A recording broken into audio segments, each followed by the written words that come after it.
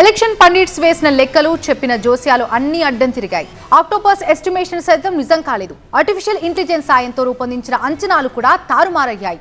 దాదాపుగా ప్రపంచ సర్వేలన్నింటికీ దమ్కి ఇచ్చి మళ్ళీ నేనే అంటూ విక్టరీ సింబల్ చూపించారు డొనాల్డ్ ట్రంప్. అలా ఎలా సాధ్యమైంది? ట్రంప్ని రెండోసారి కుర్చీనెక్కించిన అమెరికన్ల మైండ్ సెట్ అసలు ఏంటి?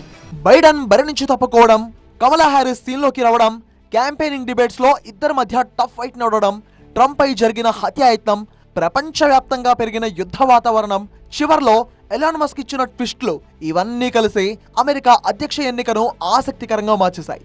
నవంబర్ 5 పెద్దన్న కంట్రీకి కొత్త పెద్దన్నను ఎన్నుకునే బిగ్ డే రానే వచ్చింది. ఫలితాల్లో మొదటి నుంచి ట్రంప్ హవానే కొనసాగింది.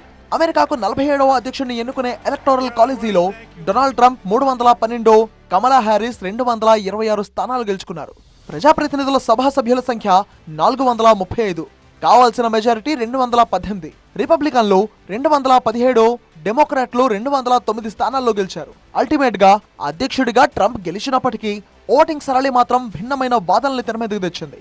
గతంతో పోలిస్తే డెమోక్రటిక్ పార్టీ 1 కోటి ఓట్లను కోల్పోయింది. కార్మికుల హక్కులు, అబార్షన్లకు వ్యతిరేకంగా ఇచ్చిన తీర్పుగా దీన్ని పరిగణించాల్సిన అవసరం లేదు అనేది కొందరి మాట. అబార్షన్ హక్కు లేదన్న సుప్రీంకోర్టు తీర్పును ట్రంప్ తలకెత్తుకున్నప్పటికీ మహిళలు పెద్ద ఎత్తున ట్రంప్కే ఓటు వేశారు. కనీస వేతనం పెంచుతారా అన్న ప్రశ్నకు సమాధానమే చెప్పని ట్రంప్ను కార్మిక వర్గాలు నెత్తికెత్తుకున్నాయి. స్వింగ్ స్టేట్స్ తమ వైపు తిప్పుకోవడంలో ట్రంప్ చేసిన మ్యాజిక్ వర్కౌట్ అయింది.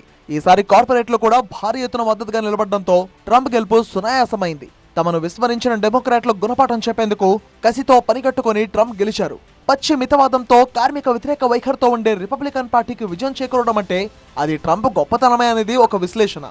మళ్ళీ ట్రంప్ రావడం జరగదు, కమలా హ్యారిస్ వస్తుంది అని చెప్పేసి చాలా మంది భావించారు.